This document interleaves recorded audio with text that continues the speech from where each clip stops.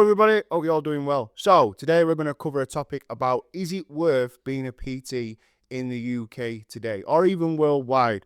What is the point of it? Are we saturated? And are you actually going to make an income as a personal trainer? And also, guys, there is spaces available for this August course. So if you are interested, drop us a message and don't forget to like and subscribe.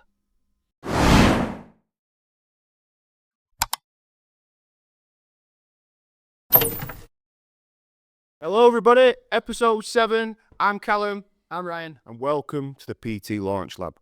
So, wow, it's really catching up with me now because we're on 7 episodes in. I forget what we've talked about half the time. I'm enjoying it still though. I got to go on the other podcast and I know we spoke about that. No, days that dropped, that was the day after, wasn't it? That'll be released in a couple of weeks. I know they had 2 to 3 in the queue before me, so they said it'll be up in a couple of weeks, but I'm looking forward to it. It seems like a lot of people are going to want to watch it. Everyone I've spoke to in the gym or some out the gym have been interested in seeing it as well, so I'm looking forward to it. Hopefully drive some traffic towards us as well. So yeah, that's the main goal. But no, he's really good because I've been catching up on their podcast. I think it's great. Keeping the fight game relevant, and obviously they cover a lot of other stuff. And yeah, I've been loving it so far. Yeah, anything as interesting as the seating arrangements we've been talking about ourselves. We've got some ideas, different layouts how we're going to do the podcast as well, and some for the fighters and potentially like in the boxing ring and stuff like that. I feel like it's a nice place to open up and be transparent with everyone and see the ideas that we're going through. Obviously, like I'm obsessed with everybody sort of on this journey at the same time as people are growing their PT business. We're growing the podcast business, so sort of showing our insight, what our minds are thinking like and ticking over, and how we're always looking to expand or how we can make things better. I just think it's quite interesting. Yeah, and the best part about it, like you say, is the evolution, and this is why I love starting a business, having a business, running a business. This is why we're doing what we're doing, why I want to talk to everybody, because the best part about it is it's yours and you can make it your own and you can make these changes, you can do these things, and it makes life a lot nicer, and it makes having a business a lot nicer when you enjoy it. And we'll go over that every single episode. If you enjoy it, the success will just follow with it. Absolutely, mate. So we'll move on to his first topic of the day. If you wanna go into that, Callum. Yeah. There's not as much going on. Been going on this week till there was last. We were both quite busy last week. Obviously, I'm really into training camp now. But it's just, I'm not going to go over it too much. It's pretty much the same thing, just a little bit more intense. So I'll not take half a podcast talking about that this time. I just want to get straight onto the Yeah, well, you're well into your diet mode now, so everything's just tunnel vision, isn't it? Do you know what? Only thing I talk about all day is boxing as well. So this is probably quite refreshing that I won't be talking. You don't have to talk about it every time. Yeah. But sometimes I will. Definitely. So what I wanted to cover today, and I think it's a really interesting topic because I think it's better for people to know this going in. Is it worth being a PT in the UK today? And the main thing I wanted to talk about is market saturation. So as of 2022, this is a statistic that came out, there is currently 69,000 registered PTs in the UK, which in relative doesn't sound like a massive number, but then you also got to incorporate the unregistered PTs, the ones without qualifications, into that. You could almost double that if you wanted to. And it sounds like a number that sounds really oversaturated. So if you're thinking about getting to the industry and you think, well, there's already 20 PTs in my area, so how am I going to make any dent whatsoever? Think about it like this. Every single industry is oversaturated. You're living on a planet with 7 billion people plus, and you're not going to be the first one to do anything. And what I mainly wanted to talk about was the relevance of what can you bring to the table and how is it going to be significant to actually build an income with that.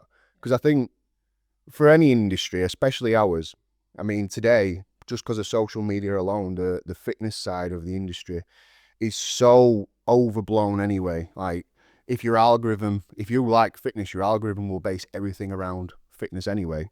And you can't scroll past 3 reels without someone offering something saying that their method's better than anyone else's, or some type of viral video about fitness and short reels, which is great for the industry. but it also puts a little bit of a stopping point on people potentially wanting to get into it because you're thinking, well, how can I match these guys? And I think that's important to talk about today. Yeah, and I don't think a lot of it is as real as it's made out as well. So these guys, they might be in a flash car, they might be on holiday with a laptop, telling you that they could be doing the same. Honestly, as I've learned from social media, it's just don't believe everything you see as well. Don't get reeled into that as well. These people, a lot of them they've just paid for the holiday. They might potentially have a bit of mum and dad's backing to be on holiday. Potential. They might have done it. They might have earned it. Then hats off to them. Well done. But I reckon majority of the time, I think it's all smoke and mirrors. I don't believe it for a second. I feel like these people just appear and then they want to sell you the blueprint to be them. And there's no proof of what they've done previous, which is what I'd be looking for. I'd be asking for the numbers, for the experience, what they've done in the past, not look at me on this beach. Do you want to be me? Yeah. And do you know what I want to see? I want to stop seeing online coaches and personal trainers in Dubai. I want to see someone in Mallorca and Benidorm. Just the real ones. Just, I don't know. Like, it is exactly what you're saying. It is smoke and mirrors. And you'll find a lot of these people selling you the dream are doing that to sell you the dream because it looks appetizing. Of course it does. Who wouldn't want to live in Dubai and drive supercars and live in your own terms? Like, it can happen. It's not impossible. But most people are renting these cars as well. Some of them have done other things to get this money. I know, personally myself, I know a couple of people doing this now, and they're paying to rent the cars to then sit in them to do videos and trying to tell you that that's a good way moving forward, which is crazy for me. It's just burning money. But each to their own. If that's the way the world's moving, then keep me out of it. Like, but I'd say be organic, be real. Be yourself, try and be more likable. Those people, I won't say are loved by people. I think people see through it as well. There can be things of jealousy as well. If you are doing well, like, you don't need to rub it in people's face either. So I'm doing pretty well. I'm not going out in supercars. I'm not. Well, here's the thing, right? So you've been in this injury 13 years and you've not moved out upon it. Yeah. Right? Why are you the busiest PT in punter? Yeah. Like, what separates you from the? I could count on both hands and yours how many PTs are currently in this area right now. Yeah. So why do people come to you? The consistency, I think it is over time. If everyone only knows me for being a PT, I know a lot of PTs who we've touched on this before, and I can understand why people would have to do this, and it's working 2 jobs at the same time. We said yesterday, you won't go to a part-time plastic surgeon. No. So when they message saying, can I book in at 10 o'clock in the morning, they say I'm working, you're like, well, I thought this was your job. And then it's sort of like, how serious are you taking it? Which it might not be, that might not be the case. Like, I'm not saying that, obviously, if someone's been working their entire life, they might be 40-year-old, they might be just getting into PTing, and they've got responsibility, they've got kids, so there's no other way out other than working the 2 jobs. Completely understandable, but I do think that has an effect as well. Yeah. Whether it's up to them or not, the faster they get out of that, I think the better. Again, everyone's got a different way of doing it. People need that security with money. For me, I want that PT to be doing PT only. Yeah, and I think, especially because, just as a case study point of your situation, because you're in a small area, you tend to get to know everybody, and one client, that client will know several friends, and you get talking to them. But the reason why I think you've been stable for so many years is because you are the PT that people want. Yeah, and I think this translates to everything. If you pay money for a PT, and it is a luxury, we've said that before, you want that PT to be your best cheerleader. You want someone to make sure that you're getting in for them sessions and make sure that you feel good about those sessions. And when you get into this market, and again, the oversaturation, people tend to look at it on a one-track line basis where they think, well, there's that many PTs, what makes me different? Think outside the box. You're not going to reinvent the wheel. You can't reinvent the exercises. There's no diet game where you're going to be doing better than everyone else. The information's out there. You can learn how to be a PT just from the internet.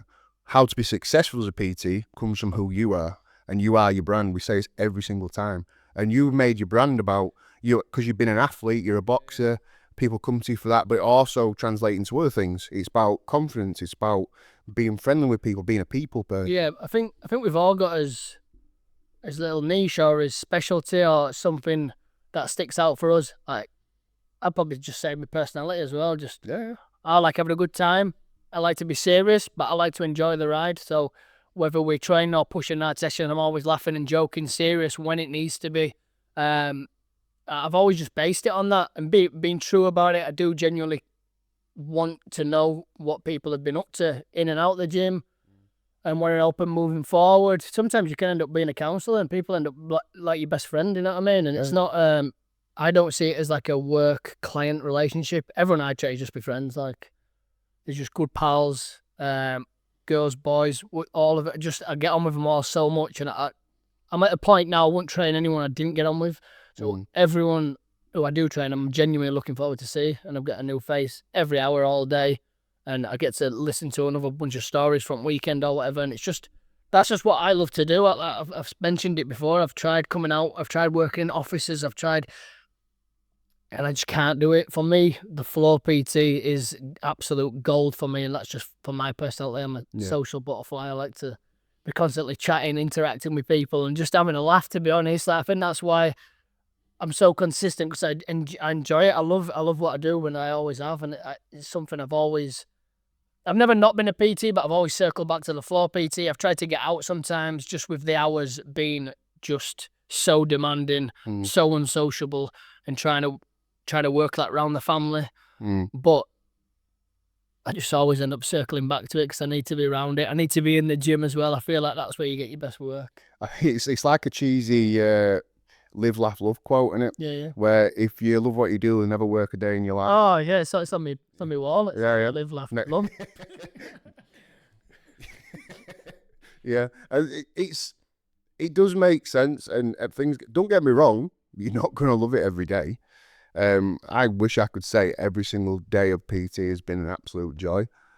Sometimes it's been, especially when you've got a personal life as well. You know, you might have families, kids, partners, stuff gets in the way. But when you're here, and I agree with Ryan, when you're on the floor and you're with people that you enjoy being around, it's just an honor. It's a pleasure, and you actually feel good going home. Like, you're tired, you've been working all day, but you've been spending time around people all day. You've been having conversations, you've been having laughs, and you know, you get to share stories, and you end up sharing a lot of yourself with people, and they get to know you really well. The ones that I did want to avoid, which we talked about this last time, structure, time, limiting PT hours. So I made a promise to myself I'll never do any sessions before 8, and I'll never do any sessions after 8. Now that's like rule of thumb.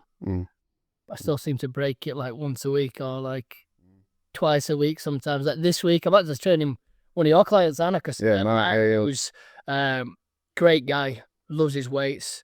Somehow just started like tiptoeing into the boxing, came to the classes. And I love that we've got that relationship where we can sort of do that. And I'd be the same other way around if one of my boxers wanted to try to build strength or anything, to be going straight to you. So that's a cool bond anyway. I thought we'd all go with that, you know. Well, we're going with that. Just about the easy track of. Yeah, that was it. Structure, yeah. So I ended up taking a session at 7 in the morning. That's my ADHD. Yeah. 7 in the morning, they wanted to spar. Well, we had a PT here. He still does it every now and again. And because we got access to the cameras, about 4 o'clock in the morning, camera going off. I'm like, who the fuck's robbing us at 4 o'clock in the morning? I think we're a PT, bringing a guy in for a session. I was like, why are you letting people come in at 4 a.m.? It's like only time we could do it. Yeah. Don't do it. Yeah, mate, I've been there. I've been there, honestly. Like, I used to do 5 a.m. sessions 3 times a week. That was Davina. Do you know who's now doing RPs? Yes. I used to train her and a friend Claire 5 a.m. Monday, Wednesday, Friday. And that's when I used to work till like 10 at night. The hours, and that's why we say now how I've built up to where I am or been so busy, like people have no idea how many hours I have worked. Yeah. Like Things that you say over, yes to. over the years, you say yes, I can't say, and because you built that into your system from being a quieter PT and building your own business, you get addicted to just growing it. If there's a working hour, I'll be working it. Yeah, you end up saying yes to everything. Yeah, which is I still do it now. I did the 7 a.m. this Wednesday. I'm doing 7 with Mark. That's where the story came from. That's where I got lost. So I'm doing Mark on Saturday at 7 o'clock. Yeah, he's doing 6 a.m. with me and then doing 7 a.m. with you. Yeah. So he just says the thing I like about Mark, he just says yes to everything. Like, do you want to do that? He says, "Well, I'll be tired." Like, yeah, of course you will. Yeah, I'll do it. Then. Yeah, we'll be fine. He's doing really well in the class. You know, he's fitting in. He hangs with everybody else. Like he's not got as much experience as everyone else, but he tries just as much, if not. He's always the hardest work. He's got that rugby boy mentality. He comes from a rugby background. And I think he drifts into groups. And I think when you get part of a community and part of a team, he's one of those that floats in and he wants to try everything and do everything. And for a mental health perspective, that is one of the most healthiest things you can do. It's because he's not local, is he, Mark?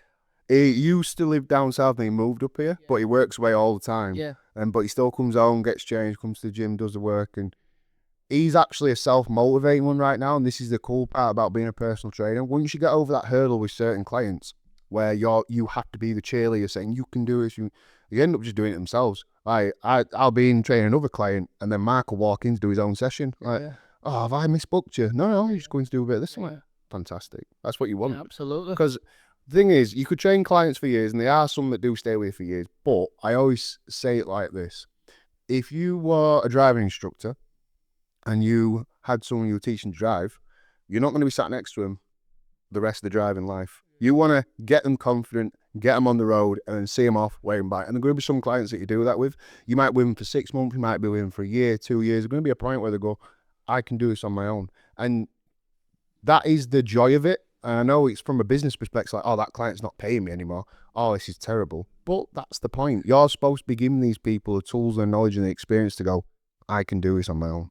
Yeah, and on that point, I've had many clients the same. Not every person is serious into the training. Some just I'm in that one day a week. I trained one guy for 7 years. He used to just train once a week, right? And he'd do 5 or 6 rounds boxing, and then he'd want to do his chest, for example. And then he'd do that for about 3 weeks, and then he'd do boxing, then he'd do biceps. And obviously, you're never going to get any results doing that. And I told him this, and he was, yeah, I'll start going to the gym. But he just loved it. He enjoyed it. Nothing wrong with that either. No. I feel like that one time of the week, he liked coming in boxing, like doing a little bit of weights. Nothing too serious. He used to enjoy it. Life was good. So I just feel like be prepared for a wide range of people and who've got different goals as well. Some people just want to come in and just train. Some people just like seeing you as well. Yeah. Like I used to get, like I still say now, I get on with everyone so much. Some people just come in once a week. They actually train at other gyms. Then they come in booking with me and they're just chatting me ear off for full hour. I love it. Like, yeah, but that's just how it is. So that was just a point. That makes sense. So moving to the point that we're talking about, does it make sense to be PT right now? Yeah, I mean, obviously it all depends on what you want out of life. So again, it's always the tagline, if you want to turn your passion for fitness into a career, you should do it. If you've got a passion for something, you can make a career out of pretty much anything nowadays, right? Yeah. And why not approach something that you actually enjoy doing? And doesn't mean, if you're in a full-time job right now, it doesn't mean that you qualify and then instantly quit your job and then just go into the wilderness and try and work it out. No, get your qualification and work it out. This is, life is a finite time. And if you're not enjoying what you're doing, I know some people are out there work to live, so they do a job that they're not particularly interested in, but they get paid enough where they can enjoy themselves out of it. Some people live like that. Yeah. Me personally, I know you're the same. You've got to be passionate about what you do, and the back and forth of it. And there's going to be struggles, there's going to be money issues sometimes, and this and that when you're building a business. But the overall passion, enjoyment, and love for it, that's what gets me up out of bed every day. It makes me a better person. If I were to walk away from all this, I wouldn't be the same person. I'd probably be a lot more depressed ain't the word, but Yeah. I wouldn't be myself. This is like, my career makes me who I am. And I think that speaks a lot of things for everybody. So if you want to be a PT, or if it's something that you want to do, if it's something where you want to help someone and you think that you've got something to offer, yeah, why the hell not? You're getting into an industry where other people are trying to achieve the same thing, but it doesn't mean you have to do it the same way. Again, you build a business around yourself. If you want to be that person, you need to emulate your passion for it, and people will drift towards you because everyone needs help. Like in the UK right now, it's the same in the US. We have the biggest epidemic of, overweight, depression. People don't have hobbies anymore. People don't have enjoyments anymore. And we're here to give someone an out and give someone a reason to enjoy themselves. And if you can find fitness as a hobby or enjoyment, you are fixing 90% of the problems of the world. Yeah, and I just think this is a good for me, a bit of teaching point or a bit of advice. I think that's what this podcast is all about as well. So not just telling you the situation and everything, but telling you how we'd go about it using his experience. I think that's what we're here for. So my bit of advice would be, if you are wanting to get out of a job that you're not interested in, would be have a plan. So if you have got a job that leaves any spare money aside, I'd build a plan around that. So how long do I have to work here till I can build a month, 2 months, 3 months stability? How much can I live off? How many clients do I potentially need to still be able to hold this money flow? So I think a really interesting one then. If you could go back 13 years from just qualifying as a PT, what would you do different than what you've already done? I'd seek more help, more mentorship, more guidance. I feel like you waste a lot of time before you start taking advice off anybody. You want to do it yourself, which I think everyone appreciates, but you're just winging it, you're wasting time. If you're just starting out like me, I was fresh out of school, then you haven't really got any responsibilities. You can put all your time into it. You can get as many advice off other PTs, reach out, ask other PTs for advice as well, or join a mentorship program. Anything like that with a little bit of guidance I would do, rather than, I think I did 4 years too much struggling, which obviously it worked in the end for me, but I feel like I lost a lot of a time when I could have been picking knowledge up off people, and I feel like that'll speed it up a lot. Obviously, you've got to get knowledge off the right people. Not everyone's in the same situation, but I'd have a plan in place, or the person I'm going to speak to, the person that I want to most frame my business around. So any PTs that you think are really good and you want to be like, or you like the way they train people or talk to people, I'd get as much advice off them. I'm sure they'd appreciate it as well. And put a plan together. What I'm going to do, how many clients I want in 6 months, how many I want in a year, what I'm going to do by the end of this month. Now, obviously, social media wasn't a thing back then. If it was now, I'd make the absolute most of it. I'd be videoing content every day. You look at these people now, I know there's a lot of boxers on mine. They just target camera about boxing experiences and funny ones, and they're absolutely killing it now, just through comedy as well. Puts a little bit of lightheartedness on it. And from there, other people on socials or other influencers, whatever we call them, all group together then and then build together, which I think is great. But that's what I've been doing. I've been making the absolute most of that free time when I'm not busy with my one-to-ones or my online clients. I'd make sure I had a plan in place. I wasn't just winging it. I had some goals, something to achieve, and then the mentorship, 100%. Perfect. That's a good way to wrap it up. Yeah. Really good. Yeah, the main takeaways from today is exactly what Ryan said. Be somebody who just wants to be inspired.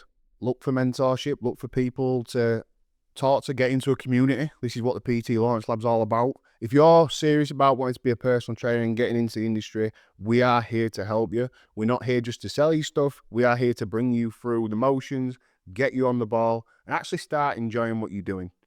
So everybody, make sure you like, subscribe, keep commenting for more videos, what you want to see, what you want to talk about, and we will see you on the next one. Thank you.